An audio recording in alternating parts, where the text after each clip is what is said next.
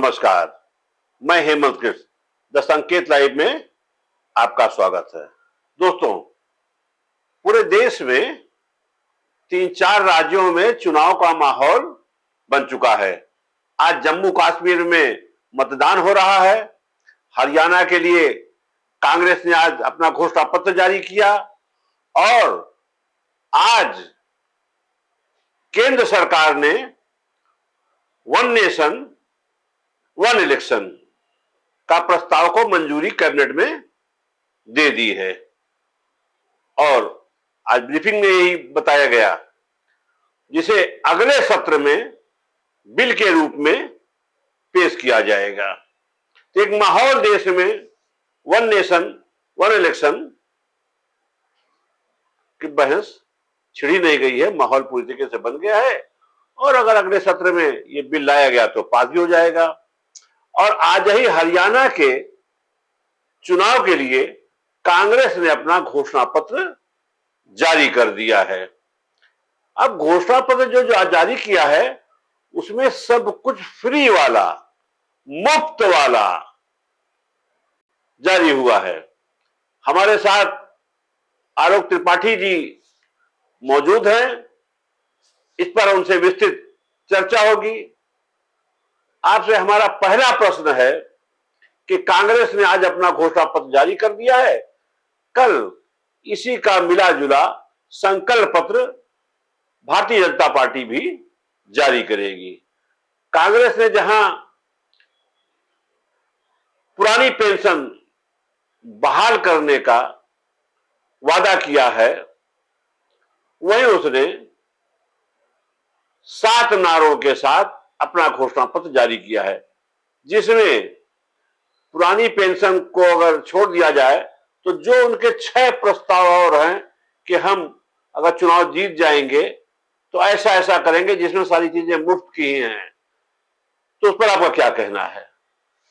देखिए हेमंत जी, पिछले कुछ वर्षों से राजनीतिक दलों ने जब चुनाव के समय जब उनके घोषणा पत्र जारी होते थे तो कहीं ना कहीं एक माहौल बनता था, एक देश के लिए बात होती थी या और कई चीजें होती थी। लेकिन समय अनुसार हर चीजें बदलती गई और वो चीजें बदलते बदलते जब आम आदमी पार्टी जब आई और उसके बाद दिल्ली में उसने कहा फ्री बिजली और फ्री पानी, तो उसके बाद से ये ऐसा माहौल चलता गया कि आज जब हरियाणा में कांग्रेस का जो 7 वादे के साथ अपना घोषणा पत्र जारी किया, जिसमें बिजली free, pension free, salary free, महिलाओं को फ्री, मतलब इलाज 25 लाख, मतलब एक नहीं हर चीज फ्री। यानी कि अब फ्री की राजनीति हो रही है कि आप ज्यादा से ज्यादा जनता को क्या क्या फ्री दे सकते हैं, आप उन फ्री के माध्यम से जनता को कैसे वोट में अपनी तरफ आकर्षित कर सकते हैं। तो ये एक नई तरह की राजनीति शुरू हुई है, फ्री की राजनीति, जिसमें कुछ लगना नहीं है। अब सवाल ये उठता है कि जब अगर एक प्रदेश की सरकार ये इतनी चीजें फ्री दे सकती है तो दूसरे प्रदेश की सरकार क्यों नहीं दे सकती है? ये जनता के सामने ये सवाल खड़ा हो रहा है और जनता ये सवाल आम पार्टियों से कर रही है, सभी राजनीतिक दलों से कर रही है और ये कहीं ना कहीं सभी राजनीतिक दलों के ऊपर ये प्रेशर बनेगा और बनता जा रहा है कि जब वो फ्री दे रहे हैं, फ्री की घोषणा कर रहे हैं, फ्री के वादे कर रहे हैं, तो फिर आप क्यों नहीं दे सकते? तो ये एक फ्री की जो राजनीति शुरू हुई देश में, ये किस कदर या कह लीजिए किस तरफ लोगों को ले जाएगी, ये एक बड़ा सवाल खड़ा कर रही है राजनीति को लेकर के। देखिए, अक्सर ये बात उठा करती है कि मुफ्त शिक्षा, मुफ्त इलाज। ये बात तो समझ आती है कि इलाज भी हमारा हक है, शिक्षा भी हमारा हक है। शिक्षा महंगी होती चली गई, इलाज बहुत महंगा होता चला गया है, सरकारी अस्पतालों में जगह नहीं है, प्राइवेट में लोग जा रहे हैं, लाखों का बिल बनता है। उसके लिए भारतीय जनता पार्टी ने 5 लाख का बीमा कराई दिया है, लगभग लोगों का हो ही रहा है, गरीबों का हो रहा है, कर्मचारियों का हो रहा है, पत्रकारों का हो रहा है। तो जो वृद्ध है 70 साल से ऊपर, उनका भी हो रहा है। तो जो उन्होंने अभी कहा है कि इसको बढ़ा करके हम अगर चुनाव जीतते हैं तो हरियाणा में 25 लाख का चुनाव, वो 25 लाख का इलाज फ्री करेंगे, इस पर आपका क्या कहना है? नहीं, वही मैं कह रहा हूँ हेमंत जी कि देखिए अभी तक जो सरकार ने जो 5 लाख तक फ्री इलाज की व्यवस्था की थी आयुष्मान कार्ड के द्वारा, और अभी उन्होंने कहा कि जो 70 साल से ऊपर के लोग होंगे उनको भी आयुष्मान कार्ड बनेगा, यानी कि उनका भी 5 लाख तक फ्री इलाज होगा। अब कांग्रेस ने हरियाणा में घोषणा कर दी कि 25 लाख तक फ्री इलाज होगा। कहीं न कहीं ये कांग्रेस ने भाजपा पे दबाव बना दिया कि भाई वो 5 लाख का इलाज करा रहे हैं, हम 25 लाख का इलाज कराएँगे। तो ये जनता को लुभाने की एक नई रणनीति बन रही है। उसमें कितना फ्री हम दे सकते हैं, क्या-क्या फ्री हम बाँट सकते हैं, जिससे पिछले कई वर्षों से आप देखिए फ्री राशन बँट रहा है, और ये सबको मालूम है कि राशन जो फ्री बँट रहा है उसका कितना इम्पैक्ट जनता में पड़ा। तो ये एक बड़ा सवाल खड़ा हो रहा है कि आप धीमे-धीमे, जैसा भी आपने कहा कि अभी तक हम लोग शिक्षा फ्री और स्वास्थ्य फ्री, इसकी 2 बात करते थे कि ये दोनों ऐसी महत्वपूर्ण चीज़ें हैं जो जनता को फ्री अगर उपलब्ध कराएँ तो एक बार समझ में आता है। लेकिन जब आप राशन भी फ्री देंगे, बिजली भी फ्री देंगे, हर महीने 6,000 रुपए भी पेंशन देंगे, 2,000 रुपए महिलाओं को अलग से देंगे, पेंशन भी मिल रही है, तो 25 लाख का इलाज, तो हर चीज़ जब फ्री ही व्यवस्था हो जाएगी, तो फिर देश का क्या होगा? आखिर ये एक बड़ा सवाल खड़ा हो रहा है कि ये कहाँ हमको ले जा रहा है? हर चीज़ फ्री देने के बाद फिर हम सवाल क्या करेंगे? किससे सवाल करेंगे? जब चीज़ों को फ्री ही सब चीज़ों को उपलब्ध कराना है, और ये जो फ्री की जो चीज़ें हैं, ये फ्री की तो आएँगी नहीं। कहीं न कहीं इसका जो बोझ होगा वो किस पर पड़ेगा? उसको कौन देखेगा, कौन समझेगा उस चीज़ों को? तो ये कहीं न कहीं जो राजनीति हो रही है फ्री की, ये एक बड़ा होना सवाल है। होना तो आलोक जी ये होना चाहिए कि जैसे ये कह रहे हैं कि 300 यूनिट बिजली फ्री देंगे। कायदा तो ये होना चाहिए कि हमारी जो उत्पादन लागत है बिजली की, उसके सापेक्ष हम कितने कम सस्ते दर पर बिजली का बिल ले सकते हैं, ये होना चाहिए था कि साहब हम 2 रुपए यूनिट बिजली देंगे, हम 3 रुपए बिजली देंगे, और वो लागत मूल्य से कितना हल्की कमाई के साथ देंगे, ये होना चाहिए था। अब 300 यूनिट आप बिजली फ्री देंगे तो जो गांव गिराव में तो 300 से ज्यादा जलता नहीं है, वहां एसी कूलर है नहीं, पंखा है और बिजली है, एक बार 2 बल्ब जल रहे हैं, तो ये तो होना चाहिए। तो जो ये 300 एकदम फ्री कर दे रहे हैं, इसका क्या असर पड़ेगा वहां के अर्थव्यवस्था पर? नहीं, अर्थव्यवस्था तो ज़रूर चौपट होगी जब इस तरह से आप जो सरकारी धन का इस तरह फ्री आप बाँटेंगे, तो कहीं न कहीं उसका बोझ घूम फिर के पड़ेगा तो ही जनता पे ही। लेकिन वो दूसरी तरफ से होगा, फिलहाल तो उनको जनता को ये नज़र आएगा कि हमको 300 यूनिट फ्री बिजली भी दे रही है सरकार, कि जो आएगी कांग्रेस की, अगर आती है तो। प्लस 25 लाख का इलाज फ्री करेगी, तो जनता को चाहिए क्या? जनता को तो यही चाहिए ना कि हमारा 25 लाख तक इलाज हो जाए। जो आज की डेट में सबसे ज़्यादा जो जनता परेशान होती है, वो इलाज के नाम पे जो पैसे की लूट होती है, उससे परेशान होती है।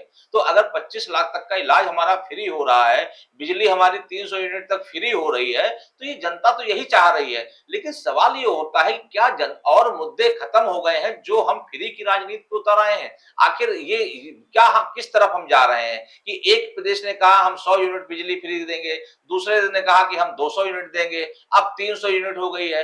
आखिर ये राजनीति जो हो रही है फ्री की, ये इस फ्री की राजनीति का उद्देश्य सिर्फ वोट बैंक हासिल करना है, जनता को अपनी तरफ आकर्षित करना है, लेकिन इसके दुष्परिणाम जो आने वाले होंगे उससे चिंतित नहीं है। उसका कौन जिम्मेदार होगा, ये सवाल खड़ा होता है। महिलाओं को इन्होंने कहा कि हम 2,000 रुपए प्रति महीना देंगे हर महिला को। अभी इन्होंने ये पत्ते खोल रखे हैं कि प्रत्येक परिवार की मुखिया महिला को मिलेगा कि हर महिला को मिलेगा। अब एक परिवार में अगर 4 महिलाएं हैं, 4 भाई रह रहे हैं, तो हर भाई की पत्नी को मिलेगा। या जैसे इन्होंने कहा कि बुजुर्गों को 6,000 रुपए महीना पेंशन मिलेगी। उसकी एज लिमिट नहीं किया है कि 60 होगा कि 70 होगा, लेकिन उन्होंने कहा कि बुजुर्गों को हम 6,000 देंगे। तो जब बुजुर्गों को आप 6,000 रुपए दे देंगे, महिलाओं को 2,000 रुपए दे देंगे, इलाज 25,000 कर देंगे, बिजली फ्री दे देंगे, तो इसके मतलब आपको ये नहीं लगता कि काहलियत बढ़ेगी, लोग काम नहीं करना चाहेंगे, लोग खेती किसानी की तरफ से भागेंगे कि साहब क्या जरूरत है काम करने का, 6,000 बाबा को मिल रहा है, 2,000 रुपए अम्मा को मिल रहा है, बिजली फ्री मिली जा रही है, तो काम करने की जरूरत क्या है? काहलियत नहीं बढ़ेगी? नहीं, बिल्कुल, ये एक बड़ा सवाल है और ये कोई हल्का-फुल्की बात नहीं हो रही है, क्योंकि जब आप इतने बड़े-बड़े वादे जनता से कर रहे हैं, 25 लाख का इलाज, वो समझ में आता है कि इलाज मिलना चाहिए लोगों को, ये उनकी ज़रूरत है, जो आवश्यकता है, मूलभूत आवश्यकता है। लेकिन अगर आप ₹6000, ₹2000, ये सब चीज़ें जो हो रही हैं, ये तो आप घर बैठे लोगों को ये सुविधा उपलब्ध करा रहे हैं, तो ये कहाँ जा रहा है? इसके बाद जब दूसरा दल राजनीतिक बात आएगा, तो जाहिर-सी बात है वो आपसे बढ़ के आगे बात करेगा, तभी आप जनता को प्रभावित कर पाएगा। तो इस तरह से जो बढ़-बढ़ के बातें हो रही हैं, एक दूसरे को ज़्यादा नीचा दिखा करके बात हो रही है, सिर्फ सत्ता की जो भूख है, उस सत्ता की भूख को कैसे हम मिटाएँगे, उसके लिए हम क्या-क्या दाँव आज़मा रहे हैं, ये बहुत ही चिंता का विषय है कि आज जब इस तरह के घोषणा पत्र शामिल हो रहे हैं, मुझे लगता है जब अगला चुनाव होगा, तो शायद इन सबकी संख्या जो आज 3000, 6000, 25 लाख या 300 बिजली यूनिट है, वो हमको लगता है बढ़ के शायद दूनी हो जाएगी। तो ये एक बहुत बड़ा सवाल खड़ा होता है इस देश की जनता के सामने कि आखिर जनता क्या चाहती है? जनता क्या इस तरह की फ्री की चीज़ें चाहती है? और अगर चाहती है तो आप उनको फ्री की चीज़ें कैसे उपलब्ध कराएँगे? उसका जो बोझ है वो किसके ऊपर पड़ेगा? ये इस इन सब चीज़ों को भी अगर क्लियर किया जाए, जैसा कि अभी आपने कहा कि ₹6000 या ₹3000 महिलाओं को, ₹2000 महिलाओं को मिलेंगे, तो क्या प्रत्येक महिला को मिलेंगे या घर की मुखिया को मिलेगा? ये सवाल है। तो ये सब चीज़ें तो अंडरस्टूड है और सब हमको लगता है जब चुनाव में अगर जीत जाते हैं और सत्ता मिलती है, तो उसके बाद का एक मसौदा तैयार होगा कि इसमें अगर सबको देते हैं तो कितना बोझ बढ़ता है, अगर परिवार की एक मुखिया को देते हैं, तो ये एक बड़ा सवाल खड़ा होता है कि आखिर हम फ्री के चक्कर में कहाँ जा रहे हैं? कितना फ्री का हम चीज़ें लेंगे? राशन फ्री पहले से ही मिल रहा था, अब बिजली भी फ्री मिल रही है, फिर आपको पेंशन भी मिलेगी, इलाज फ्री मिलेगा ही, तो फिर जब कोई काम करने की आवश्यकता क्या बची? सब चीज़ें तो फ्री हो गई, जो जो जीने के लिए चीज़ें चाहिए, वो सब तो उपलब्ध हो गया। तो ये तो कहीं न कहीं देश को या युवाओं को या परिवार को, जिसको भी कह लीजिए, कहीं न कहीं ये एक सुविधाओं के चक्कर में उनकी काहलियत हो रही है कि वो उनको कुछ काम करने की आवश्यकता ही नहीं पड़ेगी जब चीज़ें सब फ्री मिलेगी। तो लेकिन जो जो मुझे इन्होंने लगता है कि कहीं न कहीं आप उनके रोज़गार की बात करिए, आप उनकी शिक्षा की बात करिए, उनके अंदर जो टैलेंट है उसको निखारने की बात करिए और जो बिजली हम 25 होता है कि हम बिजली 300 यूनिट फ्री देंगे, 300 यूनिट बिजली फ्री देने के बाद बिजली के दाम सबसे कम कर दीजिए। लोगों को लगे कि देने में कोई दिक्कत ना हो, जो आज भी बिजली चोरी होती है, बड़े पैमाने पर उधर बिजली चोरी रुक जाएगी। तो उससे सब चीज़ों को लोग स्वेच्छा से आपको बिल देंगे।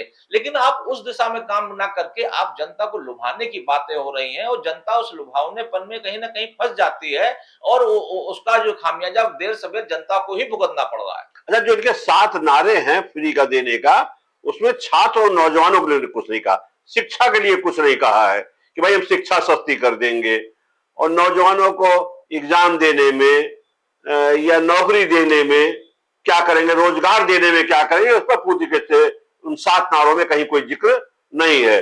शिक्षा पर उन्होंने कोई ना अनुदान देने की बात कही है, ना उसको फ्री शिक्षा की बात कही है।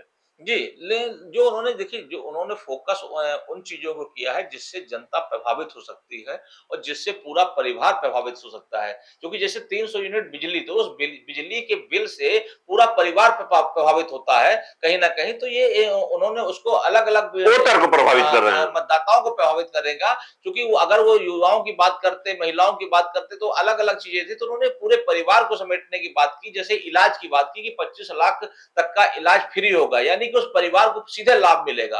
उसी तरह 300 यूनिट बिजली फ्री मिलेगी, यानी उस पूरे परिवार का, जो भी परिवार होगा उस परिवार को पूरा फायदा मिलेगा। तो ये कहीं न कहीं एक वोट बैंक की राजनीति हो रही है और ये जो पिछले जो कुछ समय से धीमे-धीमे चल रही थी, वो अब बहुत तेजी से बढ़ती जा रही है और कहीं न कहीं अन्य राजनीतिक दलों पे भी इसका दबाव बढ़ता जा रहा है और उनको देर-सवेर इन चीज़ों की बढ़ के ही बात करनी पड़ेगी, जो मुझे लगता है कि इस देश के भविष्य के लिए बिल्कुल भी ठीक नहीं होगा।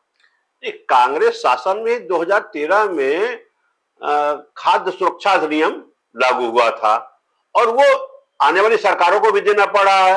भाता भले कहती कि हम फ्री में दे रहे हैं, फ्री में नहीं दे रही है, कुछ खाद्य सुरक्षा अधिनियम के तहत दे रहे हैं। उसी तरीके शिक्षा में भी कोई अधिनियम ऐसा बनाना चाहिए, शिक्षा का अधिकार है, उसमें उनको सब्सिडी दी जाएगी, पढ़ने के लिए पैसा दिया जाएगा, फीस दी जाएगी, ऐसी कोई बात नहीं कही गई है। जी, मतलब मेरा कहना है कि अगर आप वाक़ई इस देश के लोगों की चिंता करते हैं, देश के नौजवानों की चिंता करते हैं, उनके भविष्य की चिंता करते हैं, तो आप उनको रोज़गार दीजिए, आप उनको स्वावलंबी बनाइए, ना कि फ्री का लालच स्वावलंबन की तरफ नहीं बात कर रहे आप हैं। उनको रोज़गार दीजिए, आप उनको शिक्षा की बात करिए। हाँ, आवश्यकता है, ऐसा भी नहीं कि फ्री की आवश्यकता नहीं है। आप विकलांग जिस लोग हैं या जो ऐसे वृद्ध लोग हैं जिनको वाक़ई आवश्यकता है या वाक़ई जो गरीब व्यक्ति हैं जिनके पास आय का कोई साधन नहीं है, उनके लिए आप ठीक है फ्री की व्यवस्था करिए, उसमें मुझे नहीं लगता कि किसी को कोई दिक्कत आती होगी। लेकिन आप एक कॉमन चीज़ बना दीजिए कि उस पे उसको मिलेगा ही मिलेगा, चाहे वो परिवार गरीब हो, चाहे वो परिवार रईस हो, तो दोनों को जब एक ही कैटेगरी में मिलना है, तो ये जो कहीं न कहीं जो असमानता मुझे लगता है, तो कम से कम जो उसके पात्र व्यक्ति हैं, आप शिक्षा की बात करिए, शिक्षा जिन लोगों को इतनी महँगी हो गई है, दो तरफ़ा शिक्षा चल रही है। एक प्राइवेट इतनी महँगी हो गई, सरकारी में कोई जाता नहीं है। अगर आप उसको एक कर दीजिए और एक सिलेबस कर दीजिए, चाहे सरकारी हो, चाहे प्राइवेट, एक ही चीज़ पढ़ाई जाएगी। और एक ही फीस कर और एक दीजिए। ही फीस कर दीजिए, उस पे अंकुश लगाइए, मुझे लगता है जनता हमेशा के लिए आपकी जो है गुणगान गाएगी। लेकिन इस तरह के फ़ायदे में आप कितने दिनों तक उसको अपने चक्रव्यूह में फँसाए रखेंगे, ये देखने वाली बात होगी। अब देखना यह है कि कल भारतीय जनता पार्टी का हरियाणा के लिए संकल्प पत्र आ रहा है, तो अब एक दिन का 24 घंटे का मौका उनको मिल गया है, तो वो देखिए क्या बढ़ चढ़ करके फ्री का बांटते हैं, फ्री का लेते हैं, या शिक्षा पे कोई बात करते हैं, नौजवानों का भी बात करते हैं, बेरोजगारी पे कोई बात करते हैं, ये तो कल आने पे पता लगेगा।